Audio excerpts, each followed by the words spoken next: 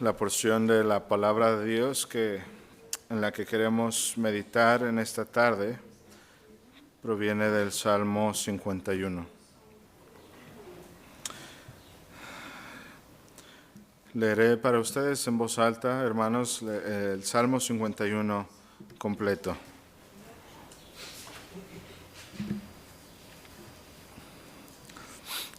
Este es un salmo de David, después del pecado que él cometió con Betsabé y después de haber sido confrontado por el profeta Natán. Y dice así la palabra de Dios. Ten piedad de mí, oh Dios, conforme a tu misericordia, conforme a la multitud de tus piedades, borra mis rebeliones. Lávame más y más de mi maldad y límpiame de mi pecado, porque yo reconozco mis rebeliones y mi pecado está siempre delante de mí. Contra ti solo he pecado y he hecho lo malo delante de tus ojos, para que seas reconocido justo en tu palabra y tenido por puro en tu juicio. He aquí, en maldad he sido formado, y en pecado me concibió mi madre. He aquí, tú amas la verdad en lo íntimo, y en lo secreto me has hecho comprender sabiduría. Purifícame con hisopo y seré limpio. Lávame y seré más blanco que la nieve. Hazme oír gozo y alegría, y se recrearán los huesos que has abatido. Esconde tu rostro de mis pecados y borra todas mis maldades. Crea en mí, oh Dios, un corazón limpio y renueva un espíritu recto dentro de mí. No me eches de delante de ti y no quites de mí tu Santo Espíritu. Vuélveme el gozo de tu salvación y espíritu noble me sustente. Entonces enseñaré a los transgresores tus caminos y los pecadores se convertirán a ti. Líbrame de homicidios, oh Dios, Dios de mi salvación. Cantará mi lengua tu justicia. Señor, abre mis labios y publicará mi boca tu alabanza. Porque no quieres sacrificio, que yo lo daría, no quieres holocausto. Los sacrificios de Dios son el espíritu quebrantado, al corazón contrito y humillado no despreciarás tú, oh Dios. Haz bien con tu benevolencia a Sión, edifica los muros de Jerusalén. Entonces te agradarán los sacrificios de justicia, el holocausto u ofrenda del todo quemada. Entonces ofrecerán becerros sobre tu altar. Amén. Oremos para pedir la dirección del Señor. Oh Señor, clamamos a ti en este momento, Señor, de nuestro culto en la tarde para pedir tu dirección una vez más. Señor, permite que tu palabra sea proclamada con fidelidad. Señor, dale a tu siervo la franqueza y fidelidad para hablar tu palabra. Y no permita, Señor, que salgan de sus labios palabras vanas o razonamientos de hombres, pero, Señor, que salgan la palabra viva. Y, Señor, permite que en este tiempo podamos concentrarnos en escuchar, Señor, y que tu Espíritu Santo aplique y nos dé discernimiento, Señor, que remueva todos los obstáculos, que ilumine nuestro entendimiento, Señor, que despierte nuestra conciencia y que en todo, Señor, podamos ser dirigidos y mostrados a Cristo. Sé pues con nosotros, Señor, en nombre de Jesús. Amén.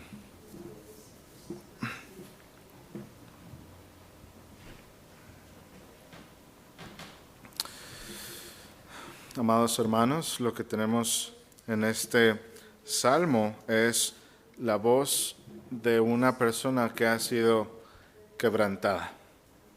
Lo que tenemos aquí es no solamente una confesión o un reconocimiento de pecado, pero lo que tenemos aquí es una expresión de fe.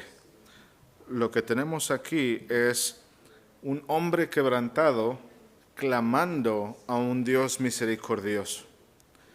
lo que vemos en las palabras de David no es jactancia, ni tampoco vemos defensa, no vemos pretextos, no vemos distracción.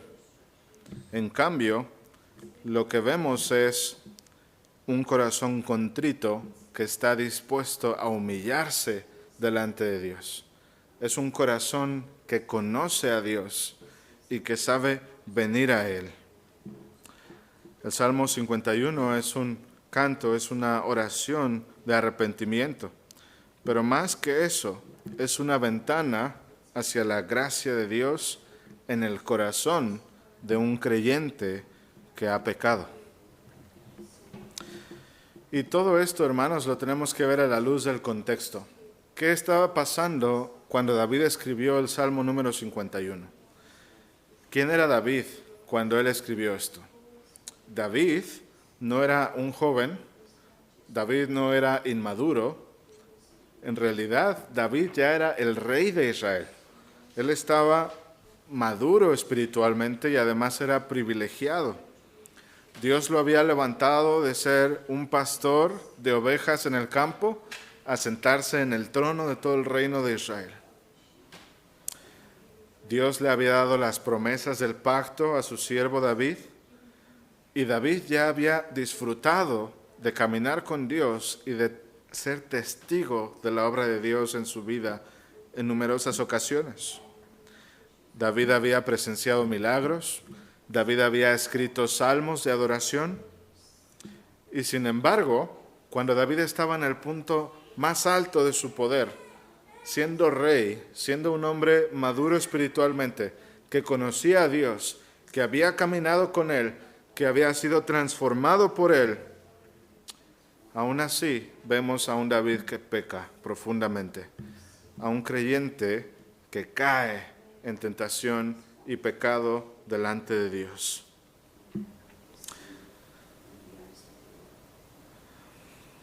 Mientras los soldados fueron a la batalla, el rey, siendo que debía y era su deber estar ahí con ellos, él decide quedarse atrás, en casa. Y ahí, en ese contexto, es cuando David cae en pecado. Esta historia es bien conocida por muchos de nosotros. La encontramos en el segundo libro de Samuel, capítulo 11. En este libro se nos narra cómo David vio a una joven llamada Betsabé. David, por medio de ver, también codició y también tomó algo que no era suyo. Pero el pecado no se detiene ahí, hermanos. David siguió pecando tras haber pecado. No solamente vio, codició y tomó a Betsabé, pero además después de eso él mintió, manipuló y finalmente asesinó. Así que lo que comenzó como una tentación de lujuria en su corazón terminó siendo como un acto culminado de adulterio, pero además de mentira, manipulación y homicidio. Y de esta forma vemos que el pecado de David no solo es uno.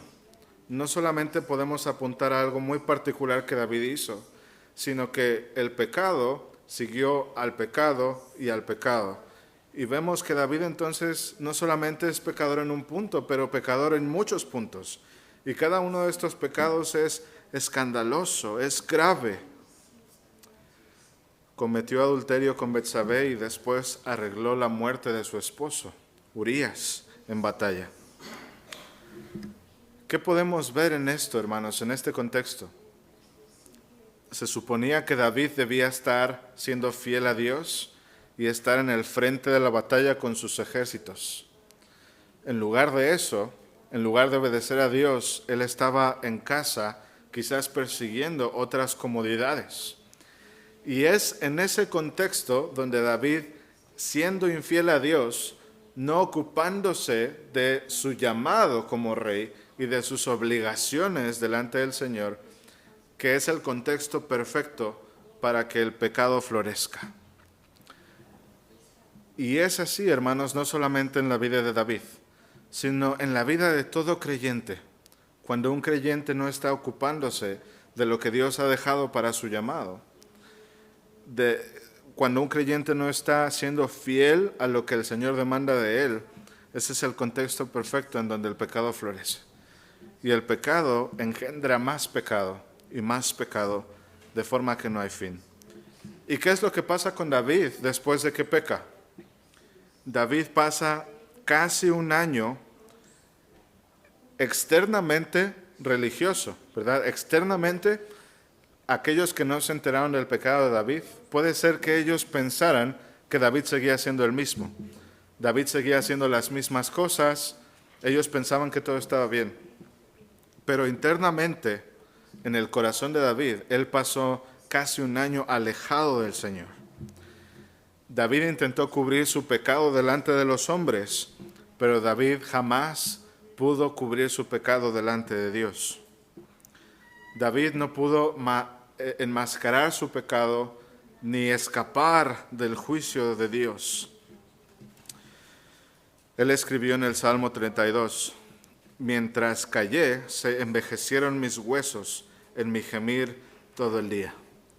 David mismo confiesa que mientras su pecado permaneció oculto, él estaba en angustia continua. Se envejecieron mis huesos en mi gemir todo el día. Pero Dios, en su misericordia, él envía al profeta Natán. Y Natán confronta a David con una parábola y con la verdad. Natán le dice, tú eres aquel hombre que ha pecado, que ha hecho lo malo delante de Dios. Y en ese momento, la espada de la palabra de Dios perforó el corazón de David. Y David entendió que no solo había quebrantado un mandamiento, pero él había despreciado a Dios mismo, había pecado en contra de Dios. Y aunque Natán aseguró que Dios le iba a perdonar, las consecuencias de su pecado permanecieron.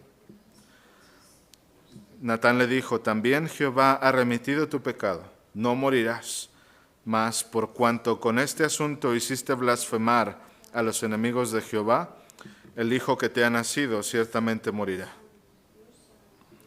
Y este es el momento en donde David cae en cuenta de su pecado y de las consecuencias de su pecado y escribe el Salmo 51. Así que lo que podemos ver en este Salmo, hermanos, es que no son las palabras inmediatas de alguien que fue atrapado con las manos en la masa, que acababa de cometer un crimen y fue atrapado justo ahí. Son las palabras de alguien que ha pasado más a lo largo de un año alejado de Dios y después es confrontado con la palabra y esta palabra le perfora el corazón para que él pueda ver su pecado y entonces viene al arrepentimiento. Es una expresión de un corazón contrito que ahora es capaz de sentir el peso de su culpa y ahora clama a Dios por limpieza, por renovación, por restauración. Así que el tema del Salmo 51, hermanos, no nada más es una confesión de pecado, pero es el verdadero arrepentimiento de un creyente delante de un Dios que es santo y misericordioso, como veíamos esta mañana. Este salmo nos muestra una imagen de cómo se ve estar verdaderamente arrepentido por un pecado y qué tenemos que hacer cuando somos convencidos de nuestro pecado.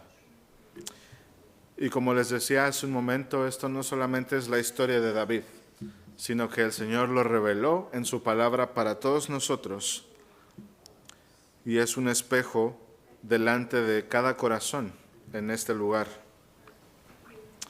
Permítanme preguntarles, hermanos, ¿ustedes han experimentado qué se siente esta miseria de haber pecado delante de Dios y de tener pecado no confesado?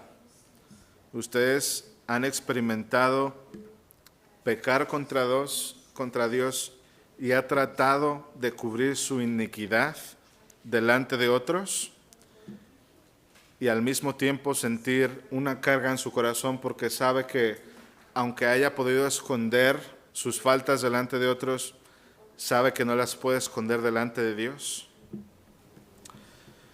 sabe lo que es ser convencido de pecado a tal grado que no solamente se siente triste por las consecuencias del pecado, pero por el hecho mismo de haber pecado.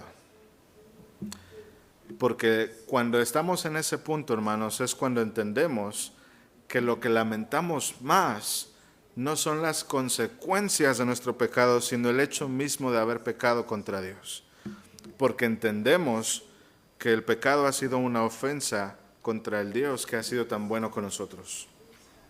Es una ofensa contra el Dios que nos ha justificado, que nos ha dado la justicia en Cristo, ha hecho toda nuestra salvación posible y aún así hemos pecado en contra de Él. Así que, hermanos, mientras vemos este salmo, quiero que reflexionemos en 4 cosas muy particulares. La primera es, ¿cuál es un clamor de un pecador quebrantado? La segunda es, ¿cómo se ve la confesión de un alma culpable? Tercero es la súplica que tiene un corazón renovado. Y cuarto y último es el fruto del verdadero arrepentimiento. Voy a repetir esto cada vez que vayamos a un punto distinto. Primero, ¿cuál es el clamor de un pecador quebrantado? Lo vemos en los versos 1 y 2. Aquí David, cuando se refiere a Dios en los primeros versículos, quiero que noten cómo dice, ten piedad de mí, oh Dios. Así que lo que David está pidiendo es piedad. Pero, ¿sobre qué base? ¿Cuál es el fundamento sobre el cual David pide esto a Dios? David no le está diciendo, ten piedad de mí, oh Dios, al fin que mi pecado no fue tan grande. O David no se está tratando de justificar a sí mismo ni de dar ninguna defensa. David no está mencionando nada acerca en sí mismo para que Dios tenga piedad de él. Es decir, David sabe que no hay nada en él mismo para poder tener un fundamento válido sobre el cual pedir a Dios que tenga piedad en él. Al contrario, David dice, ten piedad de mí, oh Dios, ¿conforme a qué? Conforme a tu misericordia. Así que David le pide piedad a Dios no conforme a quién es David, sino conforme a quién es Dios. Porque David sabe que Dios es un Dios misericordioso. La palabra que David usa ahí en el lenguaje original es una palabra que dice Gesed. Y esta palabra significa el amor de Dios, el amor pactual o el amor fiel de Dios para su pueblo. Así que lo que David está haciendo aquí es no nada más una súplica emocional, sino que David está haciendo una apelación al carácter mismo de Dios y a sus promesas para su pueblo en su pacto. El Gesed que David está pidiendo de Dios es el amor de Dios a su pueblo. Ese amor que está fundado en las promesas mismas de Dios y en su carácter, no en la dignidad de quien lo recibe. Así que David no está pidiendo Gesed de Dios porque él sea digno de recibirlo. David está pidiendo el Gesed de Dios porque Dios ha prometido darlo a su pueblo. Así que ese amor de Dios es un amor prometido, es un amor que Dios ha prometido a su pueblo, de acuerdo a su carácter, de acuerdo a quién es Él. No porque su pueblo lo merezca, no porque su pueblo sea digno, sino porque Dios lo ha prometido. Y la otra palabra que David utiliza también describe el carácter de Dios, cuando dice, conforme a la multitud de tus piedades.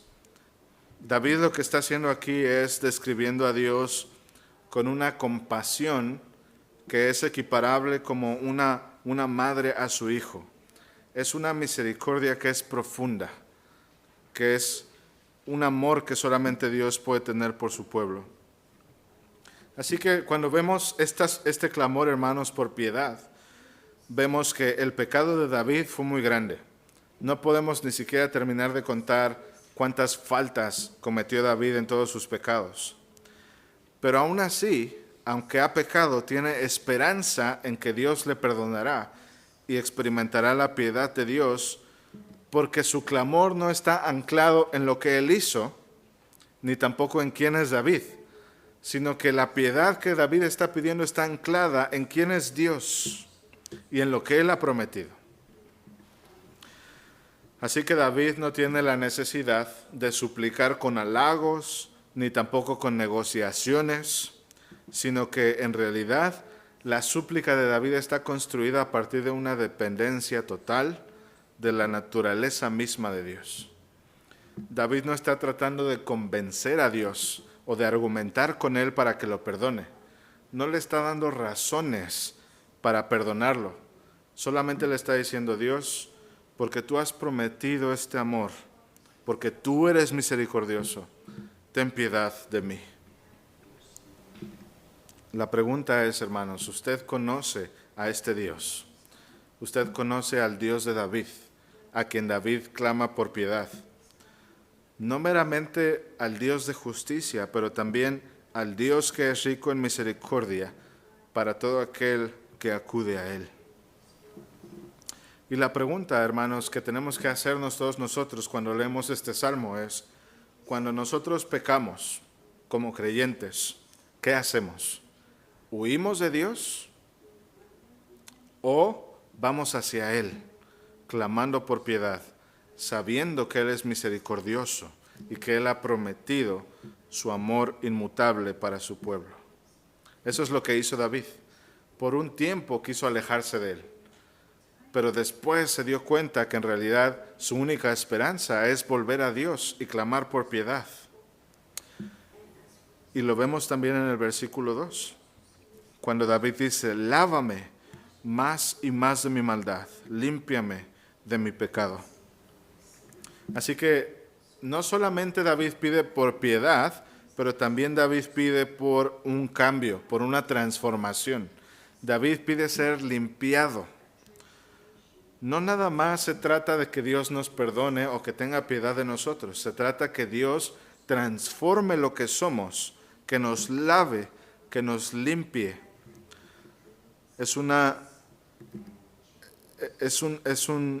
Una limpieza espiritual profunda la que Dios hace. Y las imágenes que usa David aquí en este texto, lo de lávame, límpiame, esto es lenguaje que se usaba en el Antiguo Testamento para la purificación levítica. En el Antiguo Testamento hay varias ideas de impureza por el pecado, ¿verdad? Y cada vez que había este tipo de impureza, hay leyes de lavamiento, hay leyes por las cuales una persona impura podía ser lavada y restaurada al servicio del templo. Habían lavamientos especiales con agua que simbolizaban este lavamiento. Bueno, cuando David dice límpiame, lávame, él no está hablando de una mera ceremonia o un ritual, sino que él está hablando de un lavamiento espiritual de todo lo que David es. Este lenguaje era usado para lavar vestiduras, y cuando David lo usa, lo está usando en un sentido de algo que está manchado profundamente y que necesita ser limpiado. Y que no solamente es una mancha estética, sino que esa mancha provoca contaminación en toda la vestidura. Entonces, no se trata solo de una limpieza por quitar algo que se ve mal, sino también limpiar algo que infecta y contamina todo aquello que mancha. Así que el arrepentimiento, hermanos, como lo vemos en palabras de David, el arrepentimiento no solamente desea escapar del castigo, el arrepentimiento también desea la restauración y la transformación delante de Dios. Así que un verdadero arrepentimiento, hermanos, es no solo cuando queremos evitar las consecuencias de nuestro pecado, pero cuando queremos que Dios nos transforme. Y eso nos lleva, hermanos, a nuestro segundo punto, que es la confesión de un alma culpable. Primero vimos el clamor de un pecador quebrantado, que pide por piedad y limpieza, pero ahora también vemos cuál es la confesión de un alma que sabe que es culpable. En el versículo 3, David dice, porque yo reconozco mis rebeliones. David no habla en términos vagos, David no habla en términos generales. David está siendo muy específico. Dice, yo reconozco mis rebeliones. Él está adueñando lo que él hizo. No está culpando a otros, ni está justificando lo que él hizo. Él dice, yo, mis transgresiones. Así que no es un remordimiento por haber sido descubierto. Lo que David experimenta en este salmo no es que lo cacharon o que fue descubierto en el momento del pecado, sino que es una convicción interna de que él está convencido que ha pecado. Él reconoce que no hay ninguna defensa que él pueda presentar. Y después dice, mi pecado está siempre delante de mí. Eso muestra, hermanos, que David era constantemente perseguido por su propia culpa. Es algo que cuando un creyente peca, es convencido de que ha pecado y él no puede escapar a la idea de que sabe que no ha confesado ese pecado. Es una angustia continua, es una culpa continua. Así que lo que sugieren estos versículos es que la conciencia de un cristiano, hermanos, es lo que nos mantiene responsables delante de Dios. Así que la convicción que nuestra conciencia hace no es simplemente saber que hicimos algo mal, sino un corazón cargado de culpa que diga, fui yo hice esto, yo merezco las consecuencias de esto que he hecho. De forma, hermanos, que cuando confesamos nuestros pecados delante de Dios tenemos que ser cuidadosos en no hablar en términos generales, como si el pecado fuera una fuerza externa que nos manipula y nos lleva a pecar como si fuéramos títeres, sino que tenemos que hablar en términos de propia voluntad. Tenemos que hablar en términos de yo hice esto, yo soy responsable y culpable por haber cometido estos pecados. Y lo que es más, hermanos, es que vemos la naturaleza de la ofensa. En el versículo 4 David dice, contra ti solo he pecado y he hecho lo malo delante de tus ojos.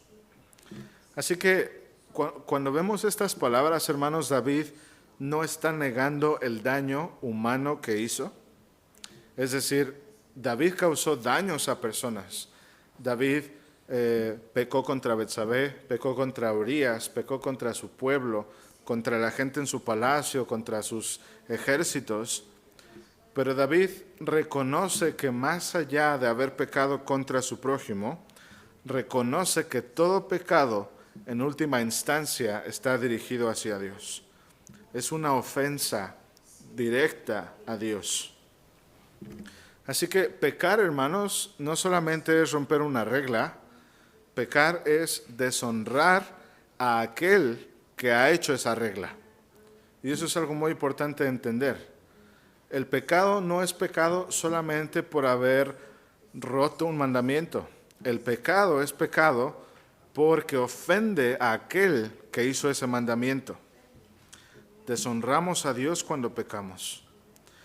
Y es muy importante reconocer esto, porque solamente así podemos vindicar la justicia de Dios.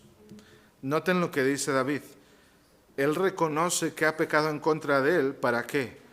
Para que seas reconocido justo en tu palabra y tenido por puro en tu juicio. En otras palabras, lo que David está haciendo es, lo que tú decidas, oh Jehová, eso es justo, porque he ofendido tu nombre, he pecado en contra de ti directamente. Hermanos, la pregunta es si nosotros cada vez que pecamos lo vemos simplemente como una tache más en nuestro registro, lo vemos quizás como una mancha pequeña, pero vemos todo lo demás muy bien? ¿O vemos realmente una mancha que debe ser quitada y además como una ofensa personal en contra de la santidad de nuestro Dios?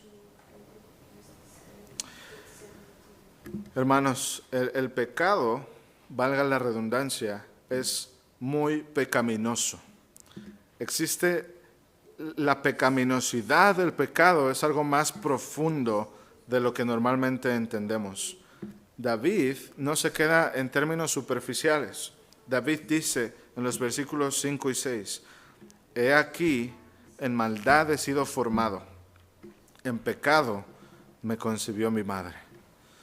Así que David no solamente confiesa los actos pecaminosos que él comete, sino que David admite tener una naturaleza pecaminosa.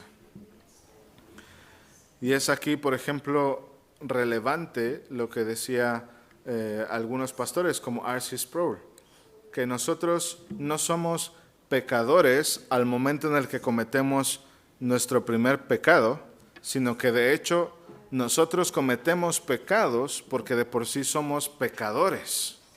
Y esto es lo que David está diciendo aquí. David no solo se arrepiente de los actos específicos que él ha hecho de pecado, sino se arrepiente de ser un pecador, lo cual es muy distinto y diferente, tiene un énfasis mucho más profundo. David entonces entiende que lo que necesita cambiar no solo es lo que hace, sino él mismo. ¿Se dan cuenta? Un verdadero arrepentimiento reconoce no solamente los pecados que comete, sino la naturaleza misma pecaminosa que tenemos. Y es por eso, hermanos, que cuando clamamos a Dios por piedad y por limpieza, lo que estamos pensando en ese arrepentimiento no es solamente que Dios pase por alto nuestras ofensas que cometimos, sino que nos transforme, que nos renueve, que nos restaure. Dios no desea un buen desempeño externo de nuestra parte. Dios anhela y desea la pureza interior de todo nuestro ser, de nuestra alma. No solo en apariencias, pero en verdad. Así que, hermanos, la verdad es que hasta que nosotros no veamos la profundidad de nuestro pecado, no seremos capaces de ver la profundidad de la gracia de Dios. En otras palabras, entre más sea usted capaz de ver la pecaminosidad de su pecado, mejor estará equipado para entender la profundidad de la gracia de Dios en su vida. Y la pregunta con la que tenemos que lidiar todos es, ¿qué nos preocupa más? ¿Parecer santo delante de los hombres? ¿Parecer santo delante de mis hermanos? ¿Parecer santo los domingos? ¿O estar limpio delante de Dios? Ser limpio verdaderamente. Y eso nos lleva a nuestro tercer punto, hermanos. ¿Cuál es la súplica de un corazón renovado? Hasta ahorita hemos visto cómo clama un pecador que ha sido quebrantado. También hemos visto cuál es la confesión de un alma que se sabe culpable. Pero ahora, hermanos, alguien que tiene un corazón que ha sido renovado, ¿qué es lo que pide un corazón renovado? ¿Cuál es su súplica? Y en el versículo 7 leemos claramente una petición que dice, purifícame con hisopo y seré limpio. Lávame y seré más blanco que la nieve. Lo que David está pidiendo aquí es una limpieza espiritual. El hisopo, hermanos, era un material que se usaba, es un material absorbente, comúnmente de origen vegetal, que se usaba para rociar la sangre del sacrificio en la limpieza ceremonial del templo. El sacerdote podía tomar un hisopo, sumergirlo en la sangre y después usarlo para rociar sangre en el altar o en las personas. Y ese rociamiento de sangre simbolizaba una purificación, simbolizaba que delante de Dios el pecado había sido expiado. El animal había sido sacrificado en lugar de que el pecador fuera fulminado por Dios. Entonces esa sangre que era derramada simbolizaba ese lavamiento. Así que cuando David dice, lávame con hisopo, en su mente él está pensando en eso. Él está pensando en que Dios lava con sangre. Hay una purificación espiritual de expiación que solo la sangre puede limpiar. Solo la sangre puede limpiar el pecado. Pero lo interesante, hermanos, es que inmediatamente después de tener la imagen del hisopo y de la sangre, lo que dice a continuación nos llena de curiosidad, porque dice, lávame y seré más blanco que la nieve. Eso es interesante. Podemos estar seguros de que no se refiere a algo literal, porque ciertamente la sangre no dejaría a nadie blanco como la nieve. Estoy seguro que aquí han experimentado la nieve en el invierno, por ejemplo. Y cuando vemos el paisaje todo lleno de blanco, toda la nieve, y vemos, por ejemplo, la luz indirecta del sol pasar por medio de las nubes, la nieve es tan blanca y brilla tanto, hermanos, que incluso puede llegar a resplandecer en nuestros ojos y cegarnos un poco. Molesta a los ojos de tan blanca y resplandeciente que es. Yo uso unos anteojos que con la luz solar se ponen oscuros. En el invierno, aunque todo esté nublado, pero está lleno de nieve, mis anteojos se oscurecen de esa luz que refleja la nieve. Así que es muy difícil imaginar algo más blanco, más resplandeciente que la nieve reflejando la luz del sol. Y aún así David dice que con esta sangre, con este hisopo, podemos quedar así de blancos. Y no solo así, sino más blancos que la nieve. Así que en este texto, hermanos, es aquí cuando vemos a Cristo en todo esto. David, por supuesto, está apuntando al Cristo que había de venir. Cuando él dice, lávame con hisopo, él está diciendo, Señor, necesito ser purificado en sangre. Necesito que mis pecados sean expiados. Y con esa sangre que solamente tú puedes dar, quedaré más blanco que la nieve. Hermanos, solamente la sangre de Cristo puede hacer más limpio que la nieve al más vil pecador. Y esto nos dice, hermanos, que Dios es capaz de perdonar. Dios tiene los medios para perdonar al pecador. La pregunta es, ¿alguna vez usted ha pecado de una forma tan grave que ha llegado a pensar que a lo mejor Dios no puede perdonar este pecado? A lo mejor Dios, mi pecado es tan grande que no creo que Dios pueda perdonar este pecado. La respuesta es, hermanos, que incluso la más mínima de las gracias, de la gracia de Dios, es más grande que el más grande pecado que pueda cometer alguna persona. La sangre de Cristo es tan valiosa, tan pura, tan perfecta, tan santa, que tan solo ser cubierto con un simple rociamiento de esa sangre alcanza para purificar incluso al más vil de los pecadores. De esta forma, hermanos, podemos estar seguros que no hay pecador tan malvado o pecado tan grande que no pueda ser limpiado en Cristo. Jamás debemos dudar que el Señor puede lavarnos y quedar más limpios que la nieve. Ese es un deseo de un corazón regenerado. El otro deseo es lo que tenemos en el versículo 10 y 11.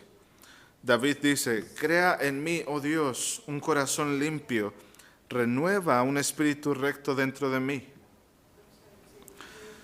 La palabra que David usa aquí se refiere a los actos creativos de Dios. Es decir, literalmente lo que David le está pidiendo a Dios es que haga de él una nueva creación.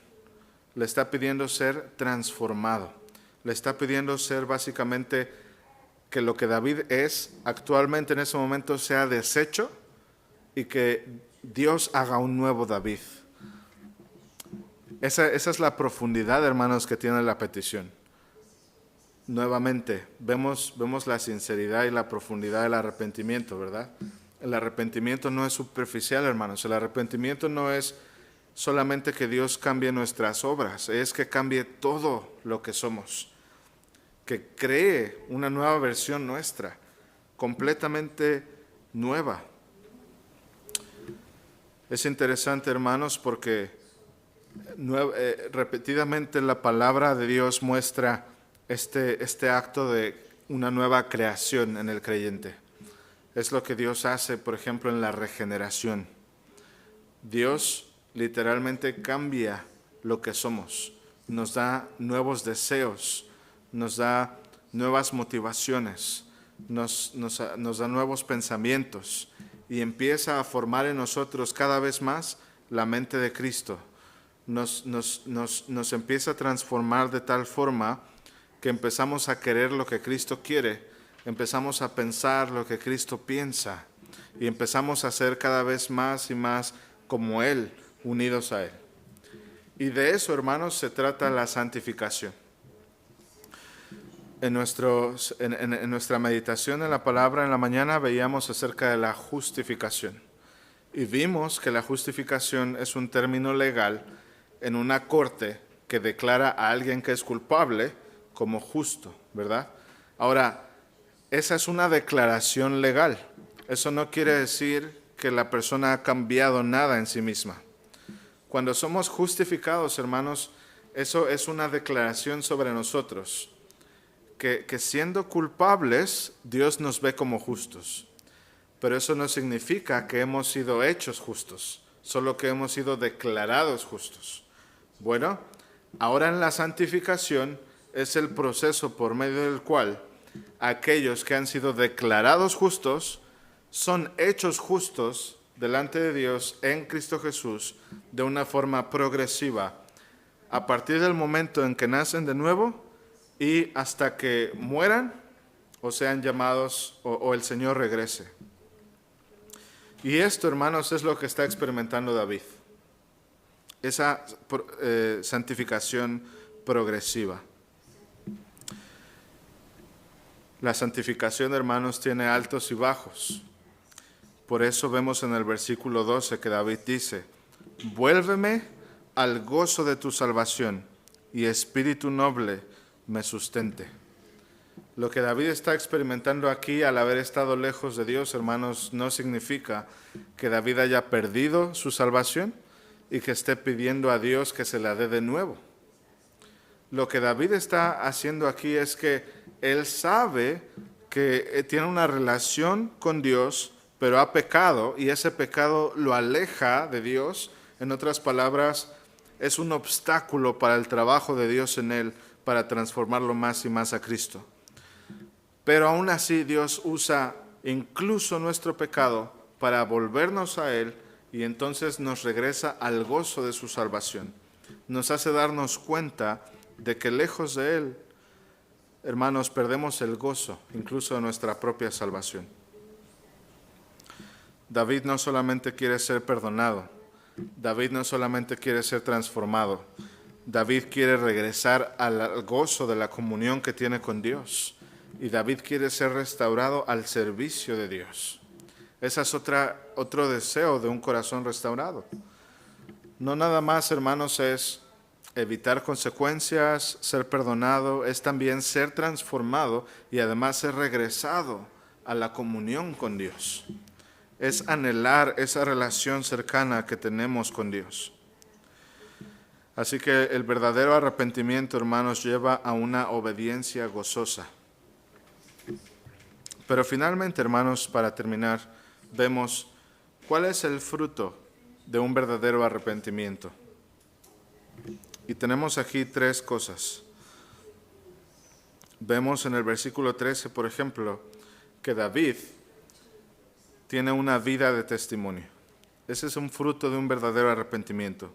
David dice: entonces enseñaré a los transgresores tus caminos y los pecadores se convertirán a ti. La experiencia que tiene David no lo lleva al silencio. Cuando David experimenta y conoce la misericordia de Dios, esto lo conduce a la proclamación de ese Dios. La restauración que experimenta David en el perdón de Dios provocan en él un deseo de evangelizar. No solamente, hermanos, es conocer el perdón personalmente de Dios, pero tener el deseo que otros conozcan ese perdón, que solo Dios puede dar. Los que han sido perdonados se convierten en testigos del perdón.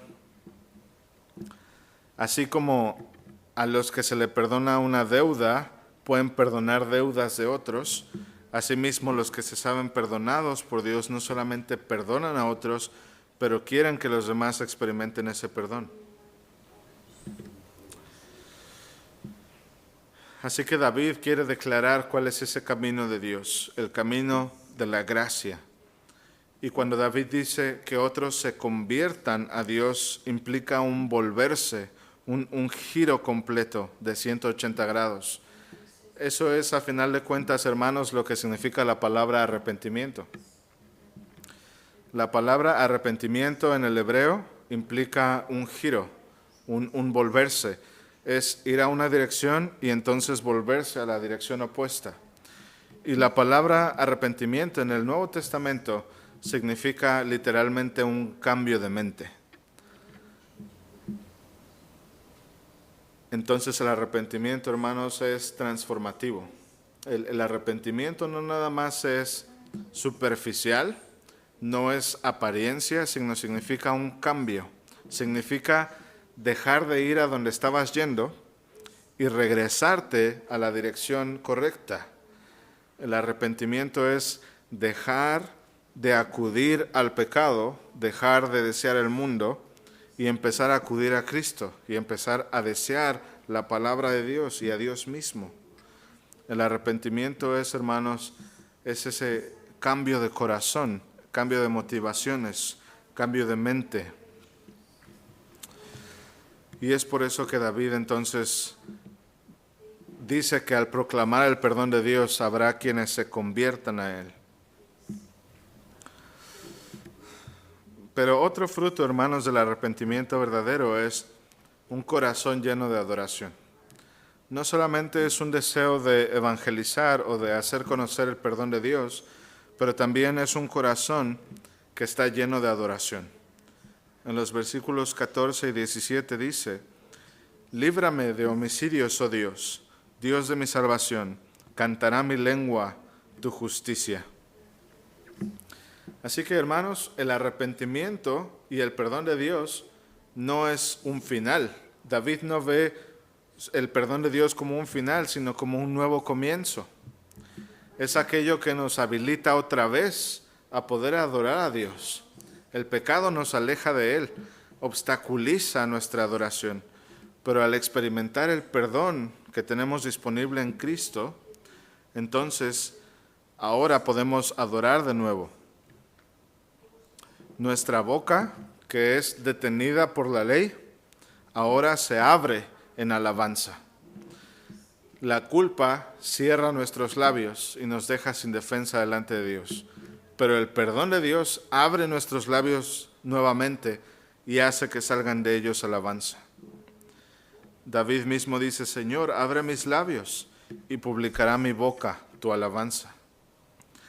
Así que la adoración, hermanos, comienza en la gracia transformadora de Dios. Y es una adoración, hermanos, que es en espíritu y en verdad. David mismo rechaza la religión meramente externa o llena de apariencias. David dice: porque no quieres sacrificio, que yo lo daría. No quieres holocausto. Los sacrificios de Dios son el espíritu quebrantado, el corazón contrito y humillado no despreciarás tú, oh Dios. Hermanos, Dios reclama este corazón contrito, no solamente en el arrepentimiento, pero también en la adoración. Así que cuando venimos a adorar, hermanos, tenemos que preguntarnos: ¿será que nuestros labios están abiertos pero nuestro corazón cerrado? ¿O será que incluso nuestro corazón está verdaderamente abierto y eso se expresa en labios abiertos? Pero finalmente, hermanos, el último fruto que tenemos de este arrepentimiento es un deseo de avivamiento. Y esto lo tenemos en los versículos 18 y 19. David expresa esto con estas palabras: haz bien con tu benevolencia a Sión, edifica los muros de Jerusalén. Así que David termina todo su cántico con una oración corporativa. Su arrepentimiento personal concluye en una petición corporativa. Así que vemos que el arrepentimiento, hermanos, no es una restauración meramente individual, sino que es una restauración dentro del pueblo de Dios. El arrepentimiento nos vuelve de ser una oveja descarriada a formar parte otra vez del rebaño, del pueblo de Dios. Y cuando pasamos por ese giro, esa experiencia de perdón, anhelamos el avivamiento corporativo en la iglesia. Cuando nosotros pasamos por todo el proceso de arrepentirnos, experimentar el perdón de Dios y la renovación de nuestra adoración de vuelta dentro del pueblo, deseamos que todos nuestros hermanos experimenten eso también y que haya un avivamiento en el pueblo de Dios. Y David dice: entonces te agradarán los sacrificios de justicia y el holocausto y ofrenda de todo quemada. Entonces ofrecerán becerros sobre tu altar. David reconoce claramente que solamente los corazones restaurados pueden ofrecer verdadera adoración. No es el ritual en sí mismo, la apariencia externa, lo que adora a Dios, sino los corazones restaurados. Así que, hermanos, ustedes oran para que Dios edifique a su iglesia. Debemos orar para que Dios restaure la adoración, no solamente corporativa, sino en la familia, en el culto privado, en la congregación, en la nación. El Salmo 51 nos lleva, hermanos, a las profundidades de cómo se ve el arrepentimiento verdadero. Vemos cómo comienza con quebranto, pero termina con gozo. Vemos cómo comienza con clamor, pero termina en bendición. Vemos cómo empieza con culpa, pero termina con gracia. Comienza con un clamor por misericordia y concluye con alabanza e intercesión. Podemos ver esa progresión, hermanos, en el arrepentimiento genuino. Y esto, hermanos, nos indica el patrón de nuestro arrepentimiento. Si nosotros no estamos identificando estas cosas en nuestro arrepentimiento, tenemos que preguntarnos si es un arrepentimiento verdadero o si es un arrepentimiento religioso, superficial. Y aquí está, hermanos, el Evangelio en una forma poética. Vemos la pecaminosidad del hombre, vemos la santidad de Dios, vemos la sangre de Cristo que limpia, la suficiencia de su gracia y el poder transformador que tiene. Así que, hermanos, nos queda ser un pueblo que se arrepiente genuinamente, que clama por limpieza. No solamente queremos escapar las consecuencias del pecado, hermanos, sino ser transformados, ser limpiados, suplicar por renovación y además levantar todas nuestras bocas llenas de alabanza y vidas llenas de obediencia. Amén. Vamos a orar. Oh Señor nuestro Dios, tú eres un Dios dispuesto a perdonar, clemente y misericordioso. Señor, te has revelado como tardo para la ira y grande en misericordia. Y venimos, Señor, ante ti en esta tarde con corazones inclinados, contritos, humillados por tu palabra. Te damos gracias, Señor, por este salmo, por mostrarnos cómo se ve el arrepentimiento verdadero. Y, Señor, bendecimos tu nombre porque tu misericordia y tu gracia son mayores que nuestro pecado, porque tú no desprecias al de corazón contrito y quebrantado. Oh Señor, confesamos nuestros pecados. Hemos pecado contra de ti en pensamiento, palabra, obra y omisión. Y Señor, hemos contristado a tu Santo Espíritu. Nos hemos desviado de tus mandamientos. Y clamamos, Señor, junto con David, ten piedad, oh Dios, de nosotros, no conforme a lo que nosotros somos, ni conforme a lo que merecemos, pero conforme a tu misericordia, oh Dios. Muéstranos tu gesed, tus promesas, Señor, de amor y perdón para tu pueblo. Límpianos, oh Señor, lávanos para ser más blancos que la nieve. Y crea, Señor, en nosotros corazones limpios. Renueva en un espíritu recto dentro de nosotros. Devuélvenos, Señor, el gozo de tu salvación. Susténtanos con tu espíritu noble. Y, Señor, haznos testigos fieles de tu gracia.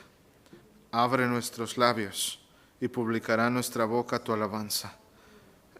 Enséñanos, Señor, a enseñar a los transgresores tus caminos y que los pecadores se conviertan a ti. Haz bien con tu benevolencia a Sión. Edifica los muros de tu iglesia, Señor. Envía avivamiento.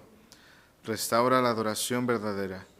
Y que los sacrificios de justicia, Señor, asciendan de nuevo de tu pueblo. Todo esto, Señor, lo pedimos en nombre de Jesucristo, nuestro gran sumo sacerdote y perfecta expiación. Amén.